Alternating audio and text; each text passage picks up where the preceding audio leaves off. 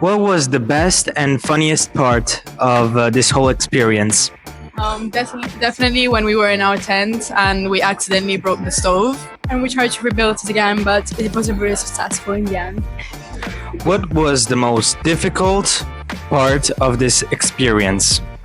So for our group, the hardest part was when it rained so hard, and we were lost, by the way, and we had no coats, and it was so fun. Yes, in the rain, in the middle of the road, I realized I left my bag with the phone and passport and stuff, important stuff, all my clothes, outside of the tent. So when I came back, it was all wet, and my phone broke. It was fun. Like now I remember it, and it's not a bad memory; it's a good memory. So Yeah. So, Julia, the man of the hour, what was the highlight of the Duke of Edinburgh experience for you? So for me, the highlight was the adventure journey. It was a wonderful experience. I challenged myself. I also had a lot of fun with my friends, and I wish I can do it another time. And that's it. What's my question, Julia?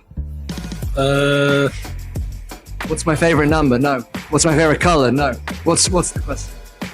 Does somebody else want to ask me a question, or should I play with this little kind of chocolate thing and pretend? There you go. You can. Okay. I'm now bringing in Penella, the next man of the hour, the future Duke of Edinburgh champion. Thank you very much. My question for you is, what is the best part that you enjoyed the most during your adventure?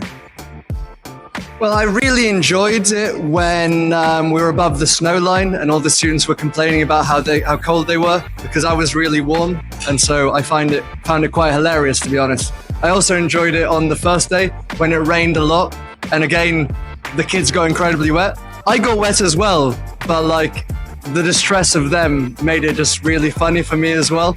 So I think if you are a teacher and you're thinking of doing it, the laughs that you'll have and the joy that you'll have with the students is what makes it really worthwhile. Chocolate away!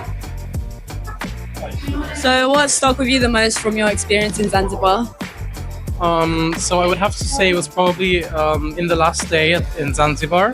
We had this experience, this project with the center that helped children with disabilities, all kinds of disabilities, and it was particularly touching to me because I'd never had an experience like that before, and they were all like very nice, and it quite, I'd say, like humanized them, and it was fun also to know you were helping them.